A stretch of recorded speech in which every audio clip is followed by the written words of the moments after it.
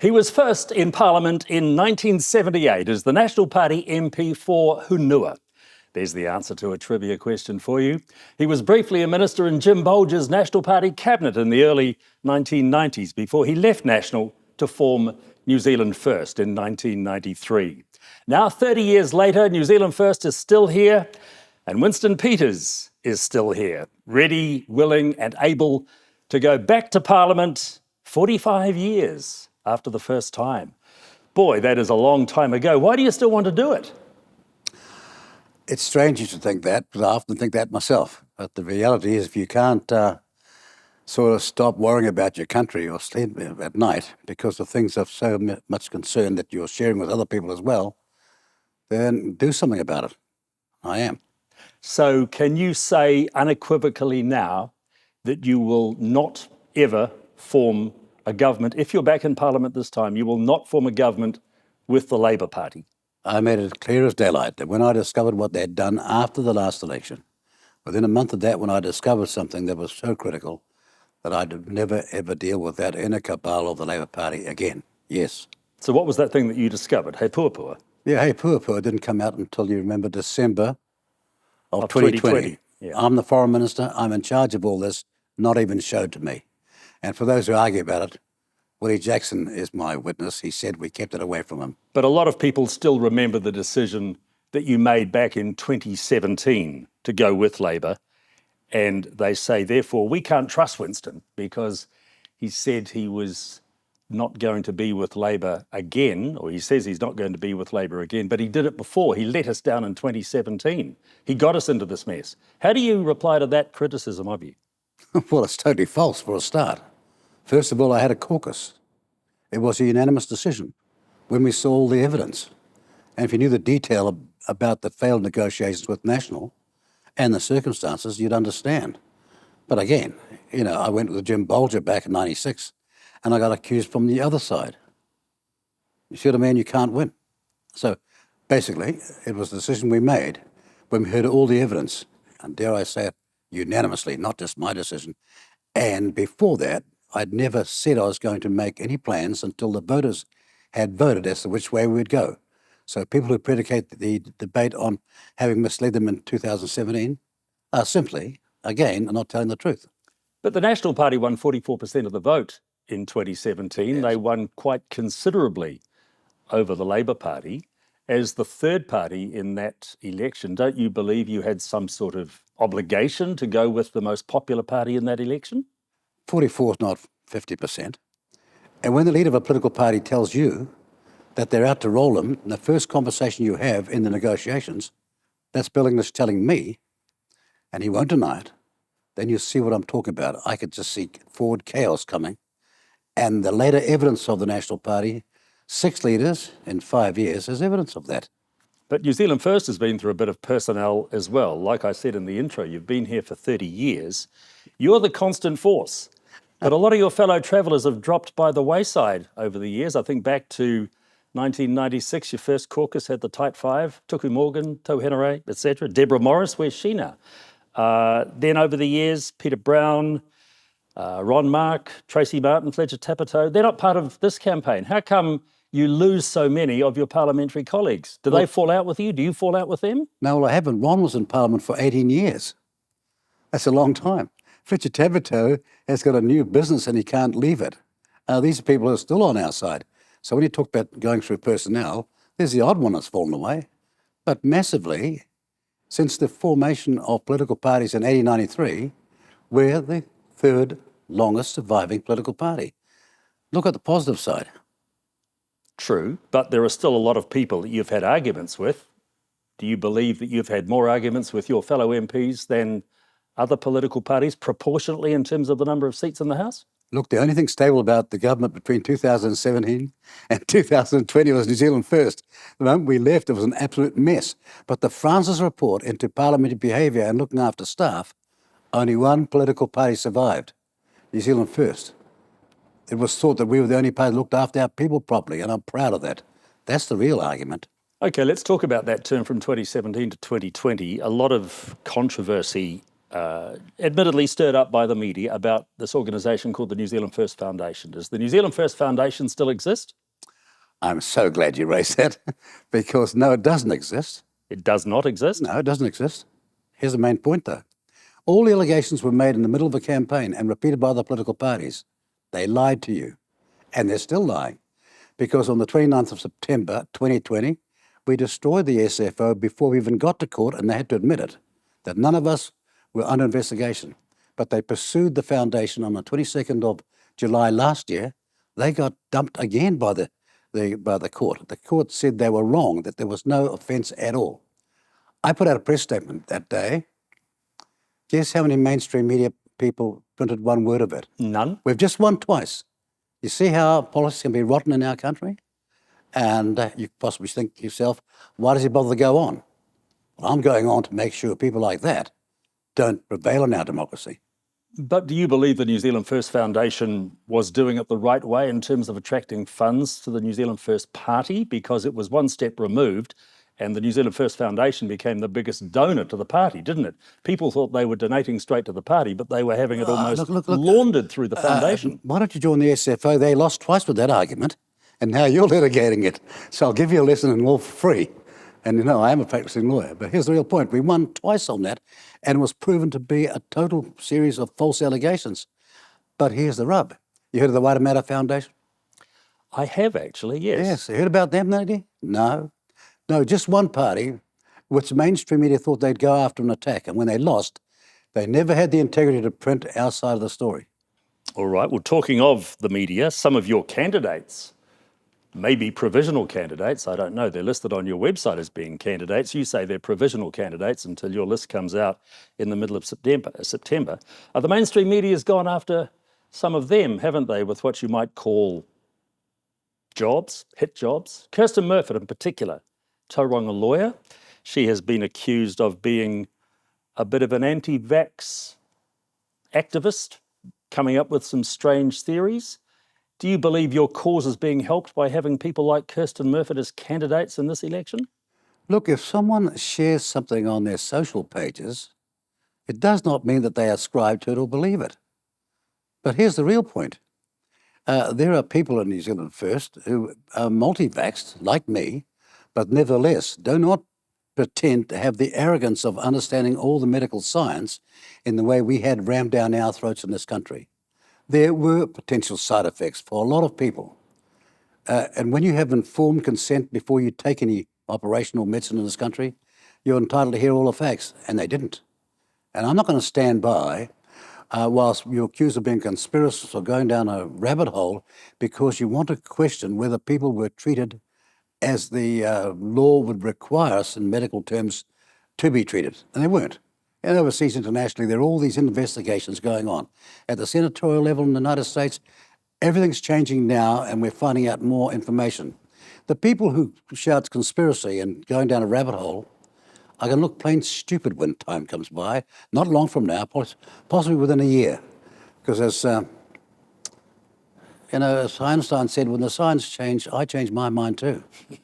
So all we're asking is to tell the public the truth. Okay, so if you were in Parliament in 2021, when the Prime Minister went back on a promise that there would be no coercion, no mandates, would you have voted and pushed back against that if you had still been part of that government?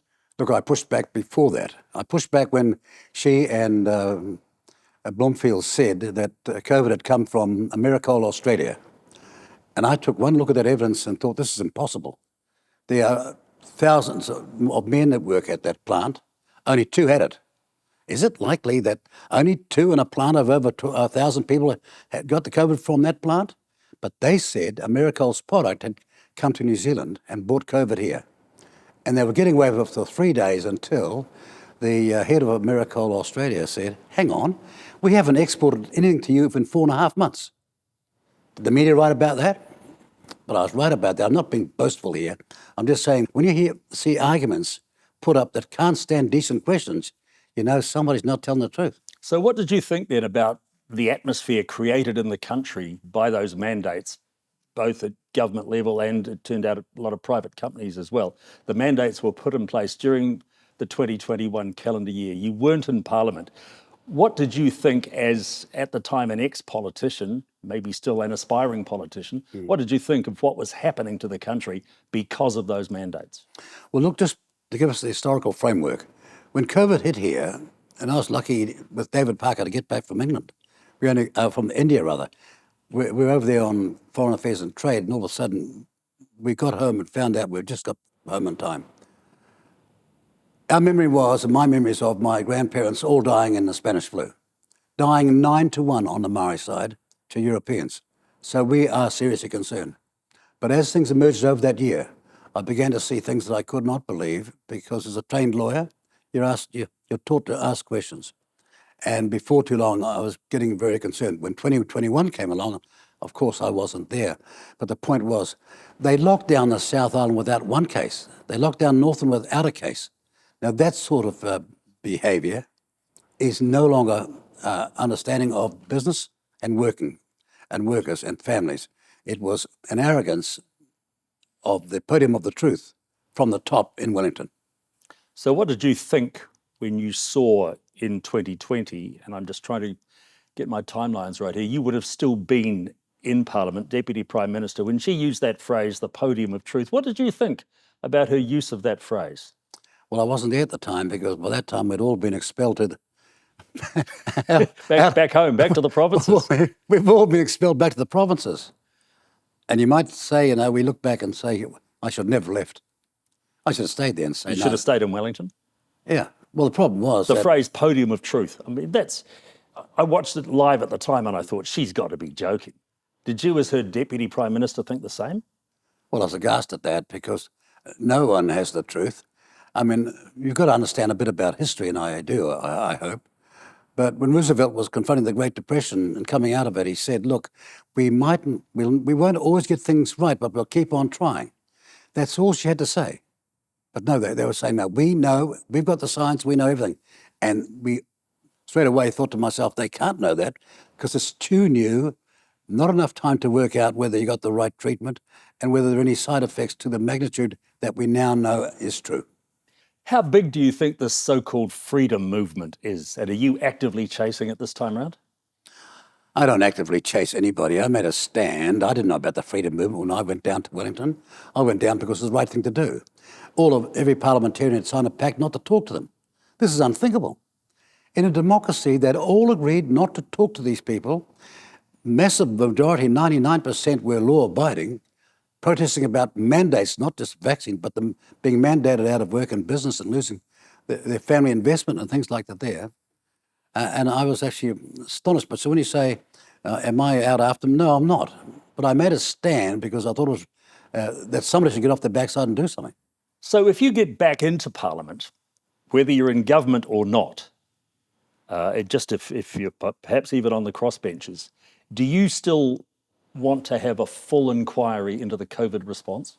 I don't want the inquiry that's going on now, because it's not an inquiry. Of course, we all know that. But yes. Do you want to push for something bigger and more wide-ranging than what we've got at the moment? I'll do everything I possibly can to have the right people on inquiry, with the right terms of an inquiry, that's not run by politicians, all of whom are horribly compromised by their mistakes in the past, and so that people, when the inquiry is over, can trust the outcome. That's so what would the makeup of such an inquiry be? Overseas judges? Well, possibly 3 here and 2 overseas, because you'll require medical specialists, but you want people coming from no background of compulsion, no background where they're compromised, people who can be neutral and honest with the outcome.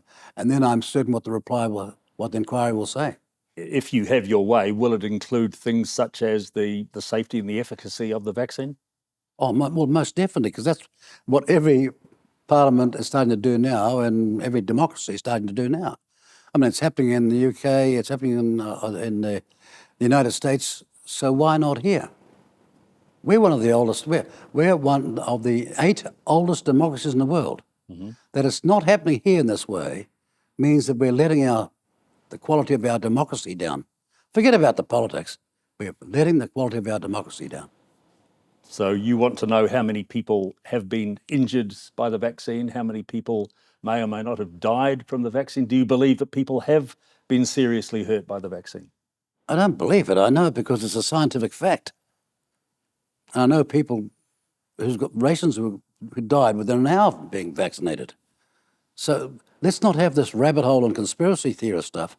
I'm saying to the people who argue otherwise, you show me any empirical evidence to back up what you're saying now. And they can't. If you are back in Parliament but are not part of a government, how can you push for such an inquiry, though, as you've just described? You heard about the wine box inquiry, the BNZ, the Mary Lunch yes, affair? I have. Yes, right, I they all do were have a home sense of runs because history. I don't leave out just because I'm on the outside. And go for broke and you'll get there. It's how you frame the questions and how much preparation you do. And dare I say it, rack up the embarrassment to force them to give you an honest outcome.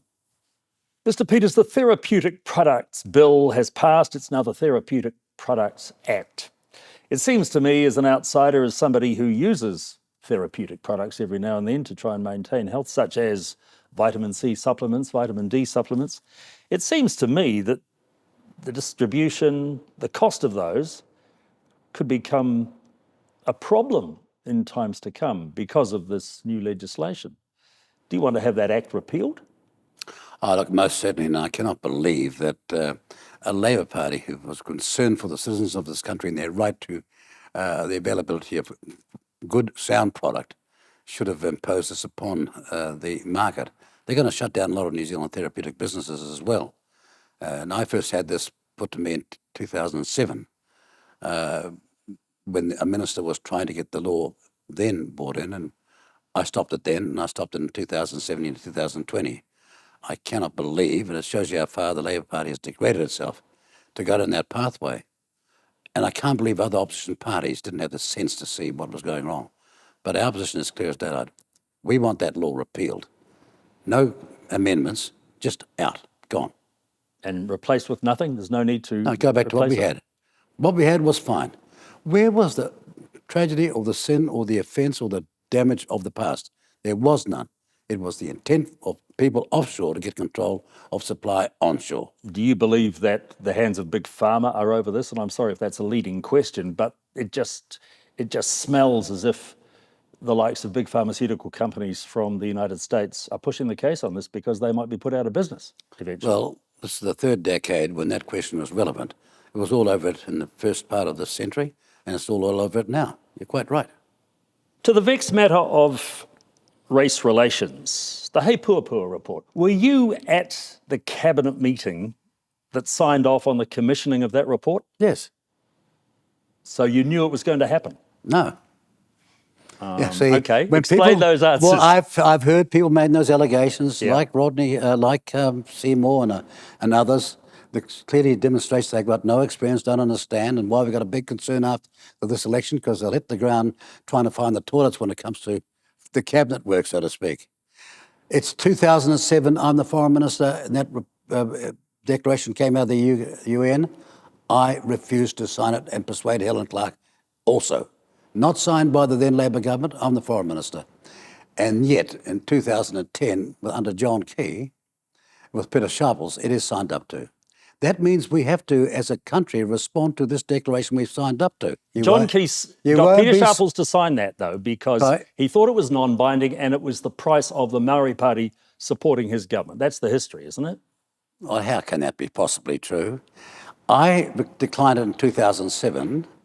What did he do in 2009 if that was the requirement to have the Maori Party on board? Because for a whole year they did nothing. If it was critical, they'd done it in 2009. I've just disposed of that lie. Now I'm getting to the second one. When you have a document like that, you have to report to the UN about what you're doing about it. And that's what that first cabinet meeting was about. Now, guess who that report should come to? The guy that's dealing with the United Nations, me. Foreign Minister. Yes, they head it. That means I've got a little conspiracy going on inside the apparatchik of government and with the Labor leaders and the Prime Minister knowing. And my evidence for that was I said to the media, well, go and ask her if she's going to fire Mahuta because you're claiming Prime Minister you don't know. And if the answer is no, I'm not hiring Mahuta, then Prime Minister, you're not telling the truth. So I know it's complicated, but that's it is. the facts.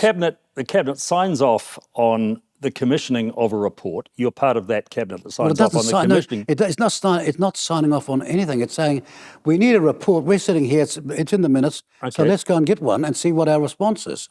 So It's not signing off on it. who was the minister then that went and got Claire Charters and her group to write the He Puapua report, or the report that became He Puapua? Nanaia Mahuta. But you're saying that it should have been you as the foreign minister that perhaps put that commissioning group into place? No, if I'd have seen what the commissioning group was, I would have refused them in the first place. I was never shown the commissioning group's raison d'etre in this case. Or its makeup even? Yeah, because I knew that the moment I saw that, I'd have known they're biased. They were never going to be independent of it. And first of all, and most of all, they were never going to give it a constitutional legal framework. So if you're back in the parliament, whether or not you're in government, what are you going to do about it? What I've always done about it. If you know anyone that's done more for Maori in his time in politics than me, then please tell me who that person is. Who settled the West Coast leases, fixed up Mount Hikurangi, had the biggest academic change in Maori university students ever. I could go on all day and all night. The Maori Women's Welfare League ensured that Konga Rail got the right support and things like that. There's a long, long list. And as a famous Maori lady said, who's in her 90s now, Winston's not anti-Maori, he's just anti-nonsense. And I am. If you are back in Parliament, though, the National Party doesn't seem too keen on winding back a lot of this stuff. Their current leadership is, what's the phrase, woke about Maori issues, and seems to be almost in agreement with what is going on inside the bureaucracy at the moment, because it's the bureaucracy which is driving so much of this activity, a lot of activity which has a lot of New Zealanders extremely annoyed, doesn't it? Yeah, but that's the tragedy of this election. For example, you've got one party act to which these issues were brought by Hobson's pledge in 2017, and they said, we're not doing this, there's no votes in it. Like, it's about votes. And then the National Party side, they're horribly compromised by past decisions that they've made, which have cost us so much. Like the foreshore and seabed today is now the coastal areas legislation, and 600 claims around our whole coast, mainly between Maori, and each claim where the taxpayer is paying $300,000 a claim. This is a disaster. So they're compromised, yes. So people can make up their mind whether they're going to go for sort of a blancmange nothing or real action and real stands that actually are in advance and for the benefit of Maori and the whole country, or go down this waste path in which I can tell you the outcome is a disaster. So do you believe that what you spent, invested in that Provincial Growth Fund was worthwhile, despite the Auditor General saying a lot of this wasn't properly accounted for? Sorry, the Auditor General couldn't justify that statement. He couldn't back it up with any facts. Have you not looked at what he said? That's what he was told. But he said a lot of the minutes of the discussions about where the money was going. The minutes don't matter. How much money was consigned to it, and did it get there, and is it being built? We're building the biggest mussel farm in the world. We built a massive mussel factory in Portuguese. We did so much around this country that'll be there 50 and 100 years from now. That's the difference. And my challenge to the auditor is, no, we had the highly respectable businessmen running this, and they can account for every darn cent. How's that for a government project? So you will stand by the fact that that PGF was worthwhile and it was a good investment and that the money was accounted for? Of course it would. And let me tell you this. I've sat here and watched all these politicians arguing about a 29, 30 billion light rail program for Auckland, which will never get off the ground, while we spent $3 billion across the whole country from Invercargill to Kaitaia, and you got a whole lot of urban people calling it a slush fund. They're arrogant sods. Guess who keeps the country going? It's the provinces that do that, and infrastructure is critical, and one party understood it, and that's why we had the Provincial Growth Fund, and we're proud of it. But wasn't proportionately more of that money spent in Northland than elsewhere? Well, if you're the most regressed, most undeveloped province in the world, or in this country rather, it's quite possible that that's the case. We were least developed, far less developed in the West Coast or anywhere else from New Zealand. So of course it would be there. Because Northland is still the most undeveloped part of New Zealand for population size and potential asset value. Guess where the greatest gold reserves in New Zealand are at the moment? Central Otago. No, they're Northland. really. Sorry, you've got to get the geo plans of the future and understand. Let's talk about economics. Let's talk about things such as free trade. New Zealand is a trading nation. Do you believe in unfettered free trade? No. Why not? Well, trade is an enormous thing, but free trade has got to be fair. It's got to be in the interests of your economy, because the idea of unfettered trade, in the way some people couch it, sounds great until you find that you're the victim of it. So you've got to look after your national interests, and I'm a nationalist, and I make no apology for it, in the same way that Lee Kuan Yew is, the same way as we're Norwegians and the Icelandic person, and dare I say it, the island of Taiwan is. They think of their people first, and so do I. And so, yeah, of course I believe in free trade, but free and fair trade. So do you believe that we are way too dependent on China? We are far too dependent on China, and I've made countless speeches about that over a long period of time. From 2008, 2007, I was saying that because I can see the mistake we were going to make. Don't blame the Chinese. Blame us for not having the vision and foresight to spread our eggs into far more baskets. And we are finding now, at a time of the downturn in the Chinese economy, just how serious that is for China and us. But the point is, we've got some pain to go through now. the point is that China has been, ironically, far easier to trade with than the USA and all their tariffs and barriers. So, Yes, therefore, it's not surprising that we've put so many eggs in our Chinese basket, is it? Look, after a year and a half campaign, when I was the foreign minister last time, the President of the United States turned around when Jacinda Ardern was there, looked at his team about a free trade deal and said to them, "Come on, you guys, why not?" He said that in front of Jacinda Ardern after my last meeting, getting it ready. We were on the cusp of getting a free trade deal. That's Mr. Trump. Yes, but she should have got up and said, "Thank you, Mr. President, I'm out of here." She should never had one more word of conversation. But that's how close we got. And we've been trying since 1939. Yeah, I know that. But the irony is that people say way too many eggs in the Chinese basket, yet we've never been able to get any sort of decent trade relationship with the United States. Sure, we export a lot of meat up there, but it's always been difficult to get stuff into the American market, hasn't it? Yeah, but I put that down to not making our case properly. I mean, I can recall going into meetings with senior people there, even to the level of Vice President Pence, and saying, "Mr. Pence, we don't think we get a fair go from you. We went to 2 wars. You turned up 2 years too late twice. Start having some respect for this democracy. We're in a part of the world that's the blue continent that we've got huge obligations. We need your help, and we need your respect." But I put it down to the mispresentation of our case, because that's how close we came. When Trump said that, we were there. How do we close the gap between the rich and the poor in New Zealand at the moment? Do you take it there is one?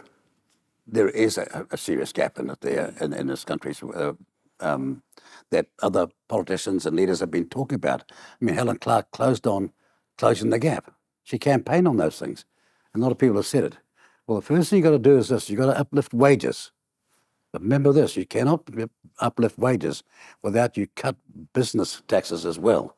That's the only capacity they've got. And what's the solution in between? That you rapidly grow our exports, you grow their wealth creation so you can pay for it.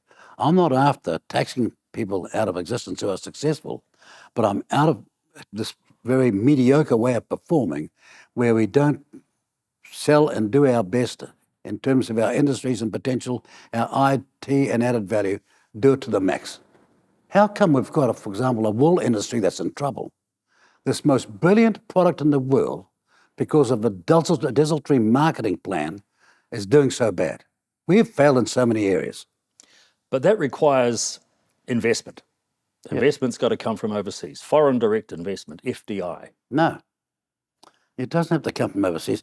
Where do you think Lee Kuan Yew There is far more money overseas than there is in New Zealand. So surely it's a good idea to have foreign money put into New Zealand to invest in our companies to develop products such as wool into end products that are going to have a high demand. And they're all charities. They're all Santa Claus. No, they're not charities. They're looking for a return on their investment. Of course they are. Well, that's right. So why can't we invest in our own country? Why can't we invest and grow our own country like Lee Kuan Yew did, like Norway did? instead of living on the darn oil and by way of consumption, they saved the whole lot. Who's been a politician any time in recent times who's ever put a referendum to the people on savings? Well, you're looking at him because I got voted down. 1998, wasn't it? But we got voted down, 1997. But I got voted down. But they didn't vote away the problem. I'm saying that now this people's sweat and future savings and sacrifice are worth backing ourselves as long as it's for wealth creation and profits, not consumption. So we have some big funds in this country, ACC, the so-called Cullen Fund, the New Zealand Super Fund, plus all the KiwiSaver money. There are literally, well, I suppose there's hundreds of billions sloshing around in there at the moment. It doesn't appear as if those funds are particularly ambitious to invest in some of the things you're talking about. Would you, as a politician, almost direct them to start investing in more exciting, potentially big industries for New Zealand? Should ACC, should the Super Fund, should the KiwiSaver funds be looking to put far more money into New Zealand startups than what they are? It depends on the startup you're talking about. If you're talking about a 4-lane highway, which in my country's experience is to be a cost plus blowout mess, then that's the worst thing I'd put the money into, because I'll be wasting the savers' money. But for the right industries, for the right incentivisation, you can do it with straight-out tax incentivisation. If you say to them, for everything, every productivity you gain you make within your export business, we're going to give you this tax break, they'll get there. But we're not offering people incentivisation. What we're saying is all taxes got to be the same, it's all got to be neutral, that picking winners doesn't work. Now that's a humbug. Other great smart economies have always picked winners. Go and ask Lee Kuan Yew whether you can pick winners. Of course you could. But that's been Treasury's argument and the neoliberals' argument, you can't pick winners. That's why we're losers. So if you had influence in the government, in the parliament, and it came to investment in something to grow our export potential, to grow a new industry,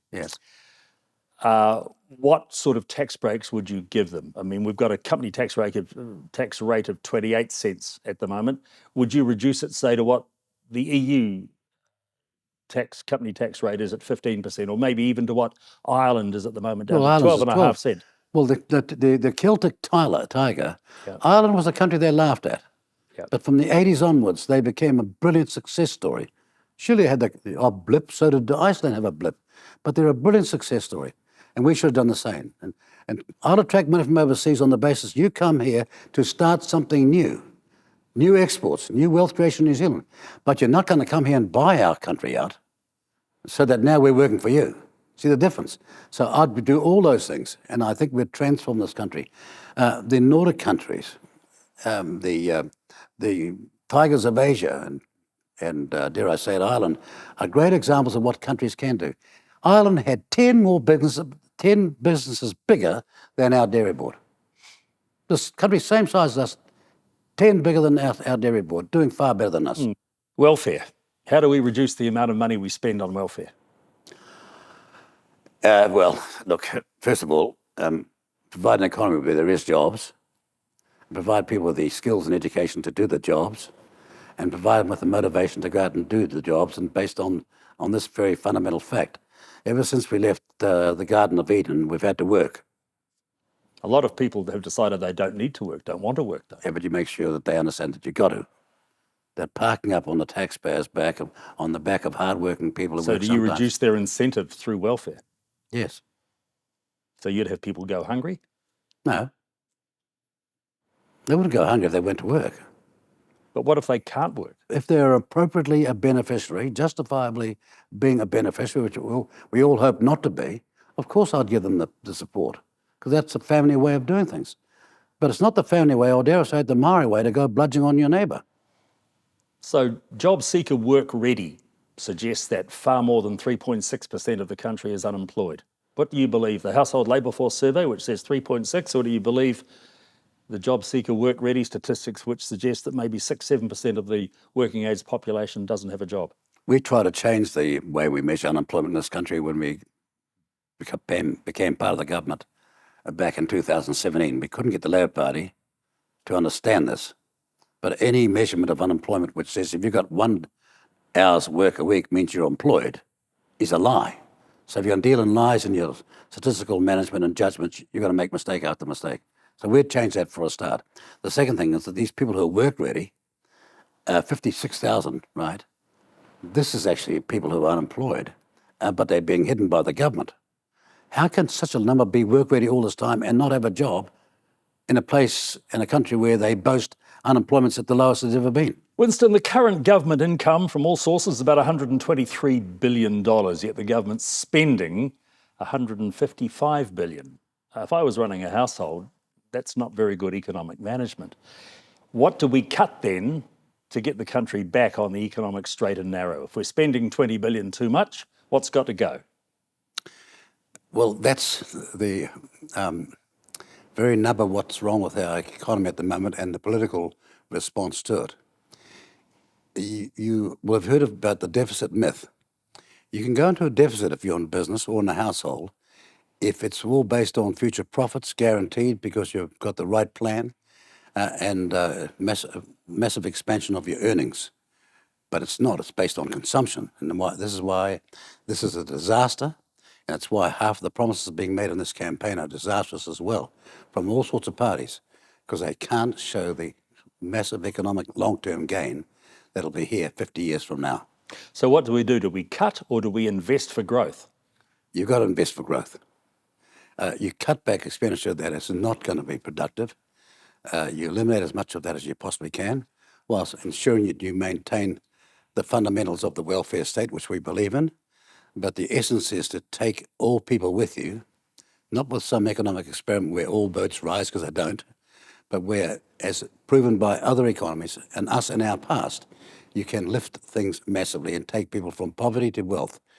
And we did when we were the greatest egalitarian society in the world. So I take it as read then that Jacinda Ardern's captain's call regarding oil and gas exploration is off as well, and you're going to try and start exploration for resources off the coast of New Zealand Well, again? don't forget that was only new licensing. Existing licensing can go on. Yes, I know, but they saw the writing on the wall and they walked away, didn't they? There's not much oil exploration or gas exploration going on now. They can't quite make that allegation out because for the 5 years prior to that, they'd not exerted the right to use one of those rights. See what happens here? And we want to know, well, if you are here with a right to explore, why aren't you exploring? Now, she's talking about new exploration, not the right to or present exploration, which they've had for decades. So do you want new exploration to restart? There's no need for it at this point in time. It's the existing exploration that I'm interested in because the allegations from the Greens and all the do-gooders about peak oil, which where they started this 30 years ago, turned out to be a lie. Because we have not got peak oil, we've got oil. Peak oil was about a lack of supply. They were arguing back then, of course, to stop the growth in the world and stop the world population as well as growing. So those were disastrous arguments. So we have to transition into a new world, but we cannot shut down our wealth creation and our economy and our power and consistency of electricity, of energy supply in the meantime. That would be fatally bad for us. Because guess what? China and India and Russia and the United States are not.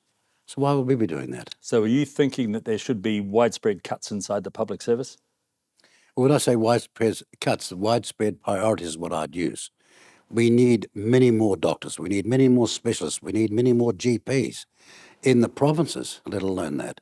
And we need to ensure that those essential services are run properly like a first world. But there are a lot of what I call pet woke projects.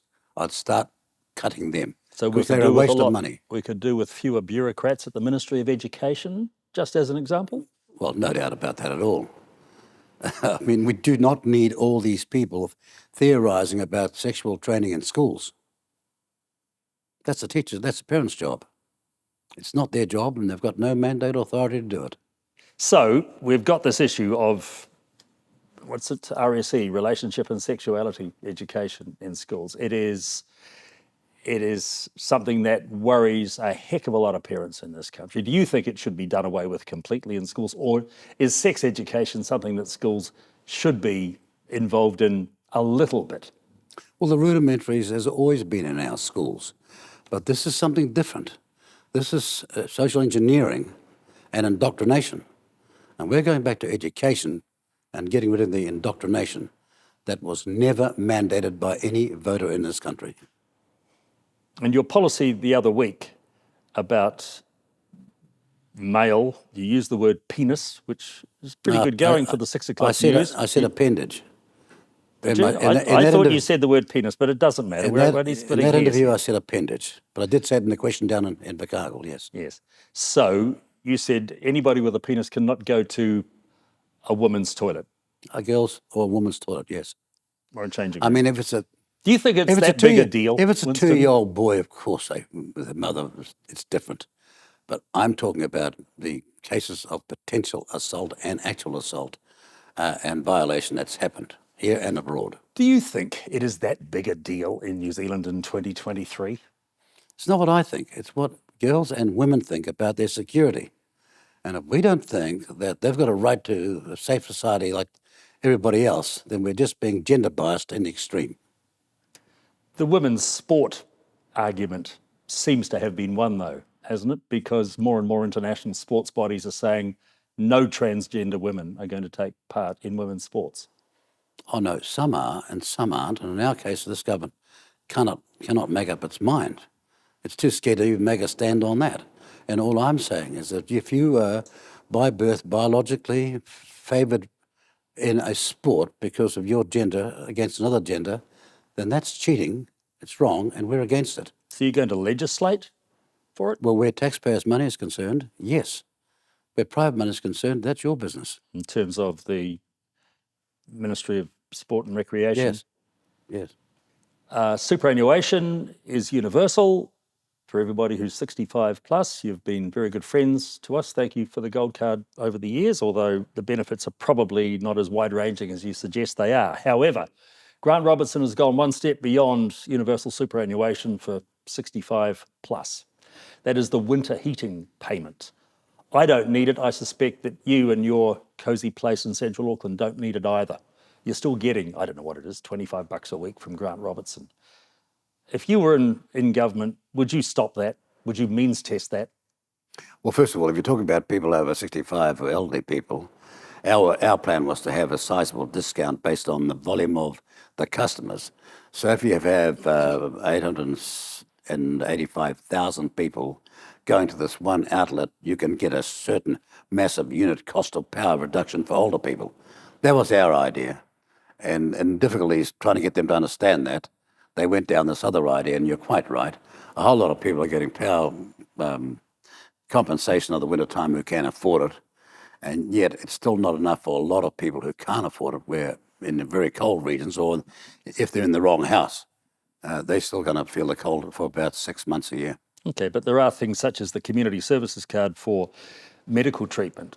I mean, surely even that is one very easy tool to use, is it not? To say who should be eligible for the winter heating payment and who not? You could be right. Just don't ask me to make a unilateral decision without consultation with my party before we finish our answer in our manifesto. That's all I'm saying.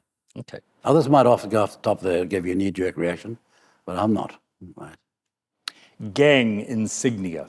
Would you ban it in public places?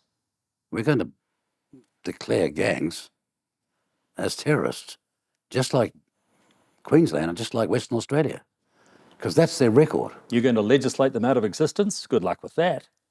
Already, you think so? Yep. We're going to offer them a job first, and yes, we are going to take them on. And not for the reasons that you think. But I think the massive misrepresentation of the Maori will on the 6 o'clock news so many nights when the gangs are involved is a disgrace. And some of us with a Maori DNA are going to do something about it. Yes, we are.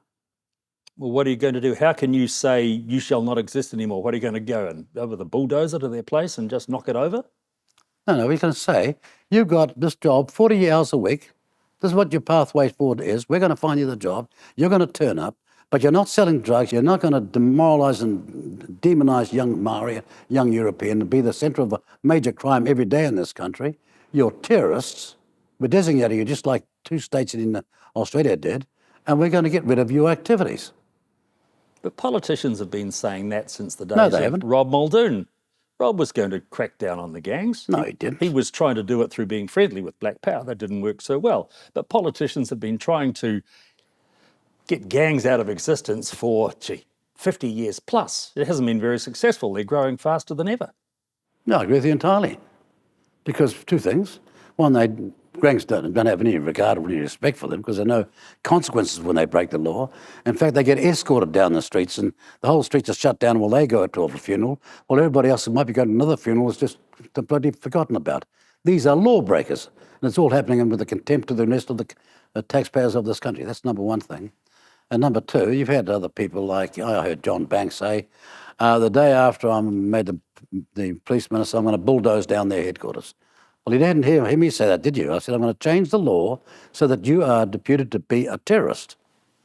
How would you characterise your current relationship with the media in this country?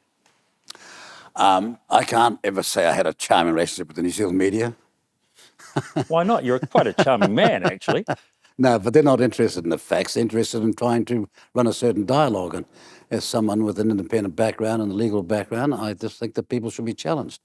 I still have a great admiration for a lot of people in the media.